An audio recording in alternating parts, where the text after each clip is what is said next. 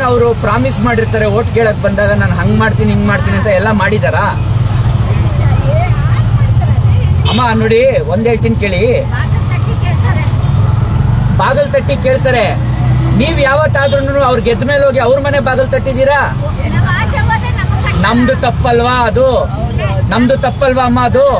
ಹೇಳ್ತೀನಿ ಕೇಳಿಸ್ಕೊಳ್ಳಿ. ನಿಮ್ಗೆ ಉದಾಹರಣೆಗೆ ಇವತ್ತಿನ ದಿನ ಎಂತೆಂತ ದೊಡ್ಡ ದೊಡ್ಡ ಸ್ಟಾರನ್ನು ಸುಧಾ ಕೊಲೆ ಮಾಡಿದ್ರೆ ಜೈಲ್ಗೆ ಹೋಗ್ಲೇಬೇಕು, ಅದು ಗೊತ್ತಾಗಿದೆ ಅಲ್ವಾ?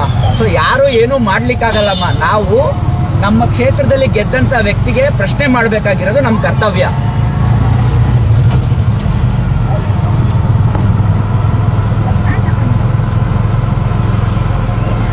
ನಾವು ಪ್ರಶ್ನೆ ಮಾಡ್ದೇನೆ ನಾವು ಅವ್ರ ತಪ್ಪು ಅಂತಂದ್ರೆ ಯಾವ ನ್ಯಾಯ?